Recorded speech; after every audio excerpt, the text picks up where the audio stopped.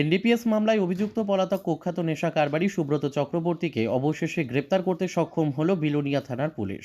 গোপন সংবাদের ভিত্তিতে শুক্রবার রাতে বিলোনিয়ার মহকুমা পুলিশ আধিকারিক অভিজিৎ দাসের নেতৃত্বে বিলোনিয়া থানার পুলিশ বড়পাথারি মাস্টারপাড়ার নেশা কারবারি সুব্রত চক্রবর্তীর বাড়িতে অভিযান চালিয়ে সুব্রত চক্রবর্তীকে গ্রেপ্তার করে। শনিবার দুপুরে ধৃত নেশা কারবারি সুব্রত চক্রবর্তীকে বিলোনিয়া আদালতে সোপার্দ করে পুলিশ। উল্লেখ্য, 5ই অক্টোবর রাতের বেলায় বিলোনিয়ার মহকুমা পুলিশ আধিকারিকের নেতৃত্বে বিলোনিয়া থানার পুলিশ একটি ইকো গাড়ির পিছু ধাওয়া করে।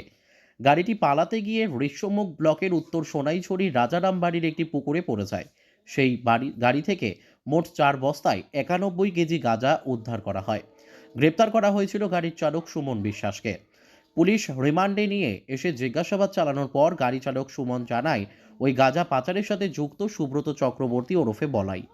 এইদিকে গাঁজা সহ গাড়ি চালক সুমন আটকের পর সুব্রত চক্রবর্তী গা ঢাকা দেয়। 2 মাস অতিক্রান্ত হওয়ার পর অবশেষে পুলিশ গোপন সংবাদের ভিত্তিতে নিজ বাড়ি থেকে কুখ্যাত নেশা কারবারি সুব্রত চক্রবর্তীকে গ্রেপ্তার করতে সক্ষম হয়।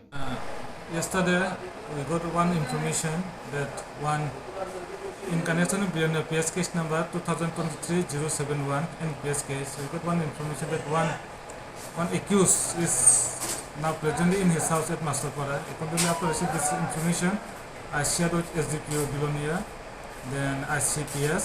Then accordingly, we move. After receiving this information, we move and after reaching at Masterpara, Borpathore, we cordoned the house, and after the census, we arrested the co-associate named Subroto Chakraborty. Alias name is Bolai, son of Tapun Chakraborty. Bureau report, news daily Bharat.